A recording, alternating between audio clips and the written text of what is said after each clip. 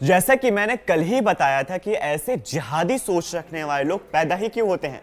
मासूमों की जान लो और जन्नत की तमन्ना रखो, जन्नत में आला मुकाम की ख्वाहिश रखो। मुझे समझ नहीं आता कि तुम्हें उन मासूमों की जान लेकर क्या मिलता है। जो लाल किला घूमने गए थे उन्हें क्या पता था, क्या मालूम था कि एक हमला होगा और किसी के घर का चिराग बुझ जाएगा, किसी का सुहाग मिट जाएगा। वहीं दिल्ली ब्लास्ट में एक बड़ा अपडेट सामने आ रहा है। अधिकारियों के मुताबिक डॉक्टर उमर ने 6 दिसंबर को बड़े हमले की योजना बनाई थी। 6 दिसंबर यानी बाबरी मस्जिद के मामले का दिन। दिल्ली लाल किला धमाके की जांच में नई कड़ी लगातार जुड़ती ही जा रही है। पुलिस सूत्रों के मुताबिक आरोपी डॉक्टर उमर मोहम्मद धमाके से ठीक पहले कमला मार्केट थाना की एक मस्जिद में गया था। वहां वो करीब 10 मिनट तक रुका रहा। माना जा रहा है कि उसने वहां नमाज अदा की या फिर किसी के साथ मुलाकात की। हालांकि एजेंसियां अभी उसके वहां जाने के मकसद की जांच कर रही हैं कि आखिर वो गया क्या, किस लिए गया था, नमाज पढ़ने या फिर किसी से खुफिया मुलाकात करने या फिर किसी बड़े हमले को अंजाम देने की प्लानिंग करने के लिए। मस्जिद से जुड़े लोगों से पुलिस कड़ाई से पूछताछ कर रही है। यहाँ जानने की कोशिश की जा रही है कि उस वक्त मस्जिद या आसपास के इलाके में कौन कौन मौजूद था। मस्जिद से निकलने के बाद उमर सीधा लाल किले की तरफ बढ़ा और अपनी हुंडई i20 कार लेकर लाल किले पार्किंग में दाखिल हुआ। वहां उसने करीब 3 घंटे तक गाड़ी खड़ी कर रखी थी और फिर उसने कार को लेकर शाम में निकला, जहां पे उसने धमाका कर दिया। मेट्रो स्टेशन गेट नंबर 1 के पास धमाका हो गया। जांच एजेंसियां अब उस समय के सीसीटीवी फुटेज खंगाल रही हैं ताकि ये पता लगाया जा सके कि उमर के साथ कोई और भी मौजूद था या फिर वो अकेले था। मस्जिद में उसकी किसके साथ मुलाकात हुई थी, इसकी भी जांच की जा रही है। दिल्ली लाल किले धमाके में कुछ ऐसी जानकारियां और सामने आ रही हैं जिन्होंने एजेंसियों के होश उड़ा दिए हैं। जांच एजेंसियों ने उस हुंडई i20 कार की पूरी मूवमेंट ट्रेस कर ली है जिसे डॉक्टर उमर चला रहा था। यही वो कार है जो लाल किला धमाके में इस्तेमाल की गई थी।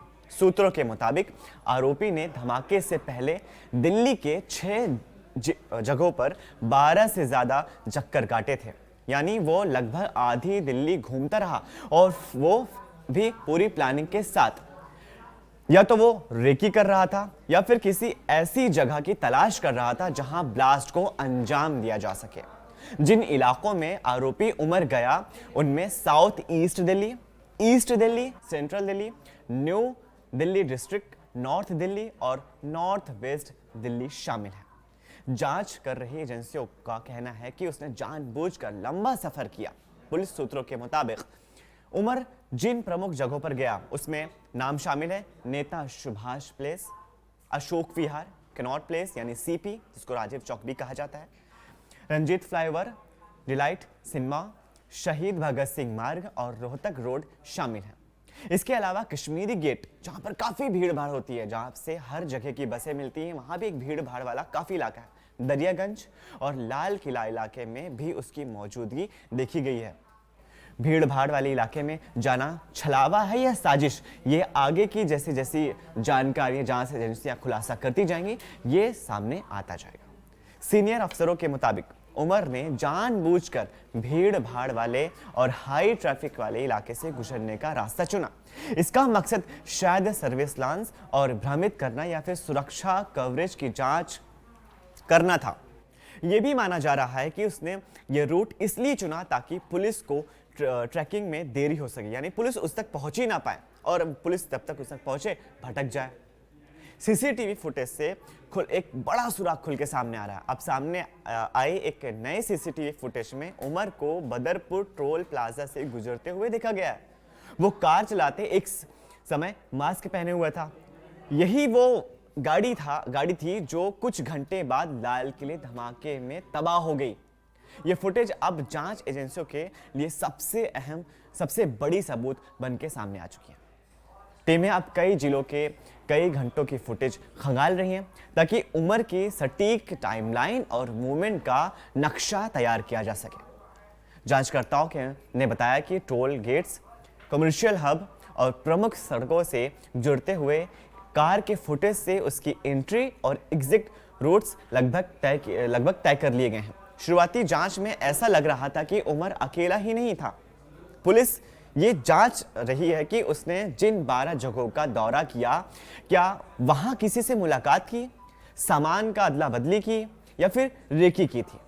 फॉरेंसिक टीम भी विस्फोट में इस्तेमाल हुए बारूद के नमूने और उपकरणों का विश्लेषण कर रही है ताकि ये पता चल सके कि क्या ये किसी पुराने आतंकी पैटर्न या संगठन से मेल खाता है।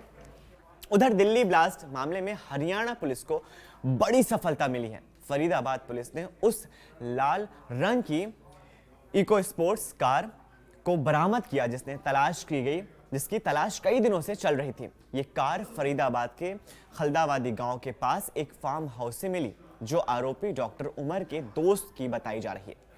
सूत्रों के मुताबिक गाड़ी उमर ने फर्जी पते पर खरीदी थी और इसका फास्ट टैग भी उसके नाम पर रजिस्टर था। आखिर क्या ये इशारा देता है कि उमर की आधी दिल्ली यात्रा एक बड़े ब्लास्ट की साजिश थी, कि वो लाल किले की जगह कहीं और ब्लास्ट करना चाह रहा था, कश्मीरी गेट या फिर दरियागंज या फिर कैनॉट प्लेस।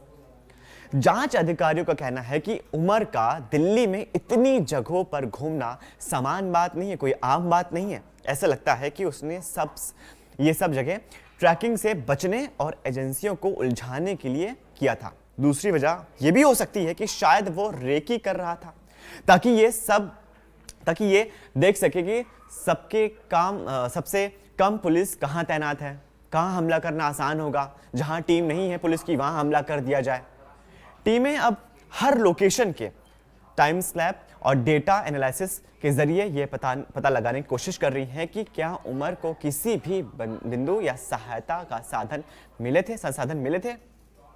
जांच में बड़ा नेटवर्क उजागर होने की आशंका। अधिकारियों को शक है कि उमर के पीछे एक बड़ा व्हाइट कॉलर टेरर नेटवर्क काम कर रहा था, यानी सफेद कॉलर काम कर रहा था, जिसकी जड़ें घाटी से लेकर दिल्ली तक फैली हो सकती हैं। सूत्रों का कहना है कि इसी मॉड्यूल के कई सदस्य पहले ही कश्मीर में गिरफ्तार किए जा चुके हैं।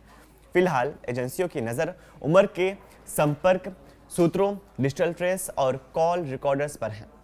दिल्ली के बीचों बीच हुआ ये धमाका सिर्फ एक आतंकी वारदात नहीं है, बल्कि एक बड़ी साजिश की झलक मानी जा रही है, जहां एक आधुनिक, शिक्षित और संगठित गिरोह ने राजधानी की सुरक्षा व्यवस्था को बड़ी चुनौती दी है, जिसकी जांच जारी है। लेकिन एक बात अब साफ है कि उमर ने आधी दिल्ली नाप कर सिर्फ एक बड़ा बम नहीं फोड़ा है, उसने सिस्टम की आंखों में भी धूल झोंकने का काम किया है। इस वीडियो को ज़्यादा से ज़्यादा लाइक कीजिए और अपने फैमिली और व्हाट्सएप ग्रुप पे शेयर कीजिए और नीचे दिए गए कमेंट्स में हमें अपनी राय ज़रूर शेयर कीजिए कि ये दिल्ली धमाका जो हुआ, इसमें जो अभी आरोपी है, जो भी पकड़ा जाएगा, उसके साथ क्या सलूक किया जाना चाहिए और ऐसी सोच रखने वालों के साथ क्या व्यवहार किया जाना चाहिए। नीचे हमें कमेंट्स करके ज़रूर बताइए। हम फिर मिलेंगे कल एक नई खबर के साथ, तब तक के लिए शुक्रिया।